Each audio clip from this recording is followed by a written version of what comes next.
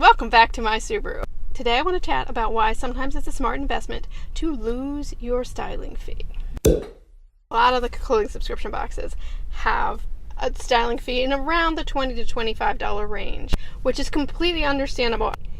They have to pay a stylist to put together your box. They have to pay shipping. They have to pay lots of costs.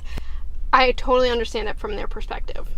It may not be intentional on their part, but I think that styling fee sometimes causes people to buy things that they might not otherwise buy because they don't want to lose their styling fee. And I have noticed if there's a $20 styling fee, there's almost always one or two items in the box that only cost about $38, so the amount that you have to pay for them is less than $20. If you subscribe to styling boxes that have a $20 styling fee, I want to encourage you to let go of that money before your box arrives and only look at the amount of money that you're actually going to be paying for the items.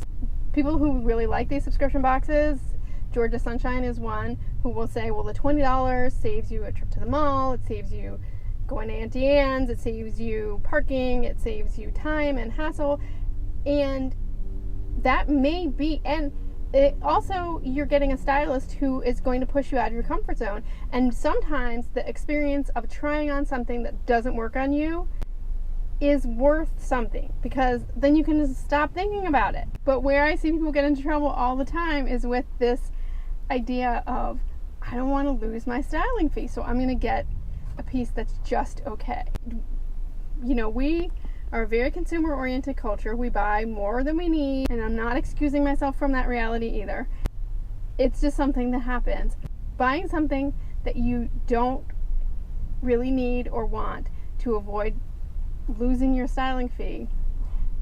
In economics, that can be called the sunk cost fallacy, where you have already put money into something and you keep putting money into it because you don't want to lose your original investment. So it's much better to say, I paid $20 to try this out. I paid $20 for whatever amount of my stylist time and for the convenience of trying the stuff on at home, and maybe I'll keep something, maybe I won't. Then you can make really smart decisions. See, if you understand, these things it's all kind of a game.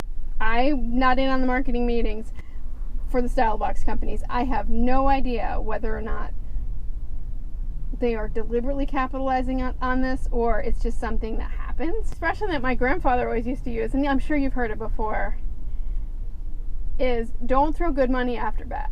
See, if you got a box and you decided, maybe I don't want to keep getting this box, that's when people, I think, are actually the most vulnerable to just buy something to not lose their money.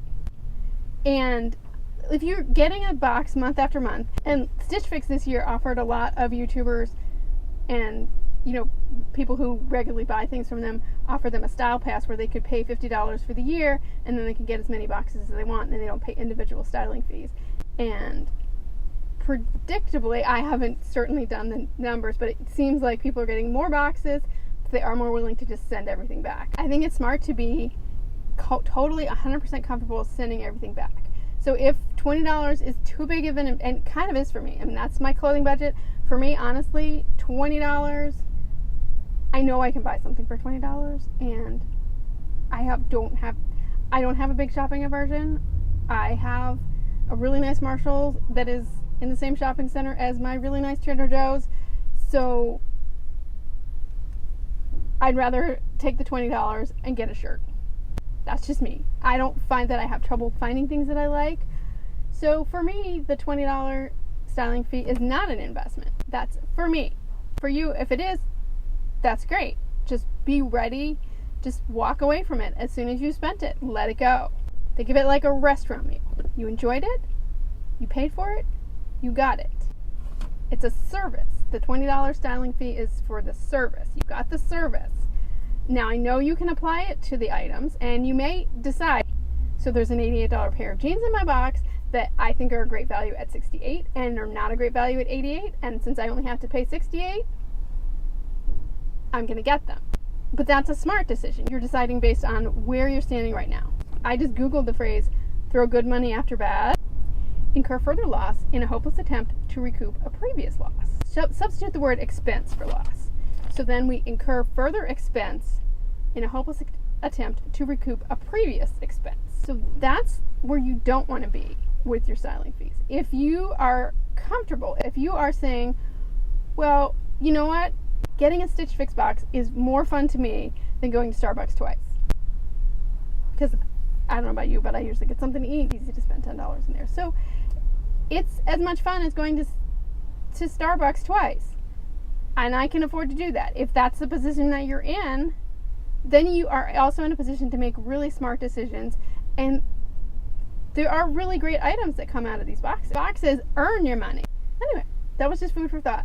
You can really be in a better position to make good decisions about what comes in your clothing subscription boxes if you are 100% comfortable with losing your styling fee. If you're new to my channel, click subscribe below.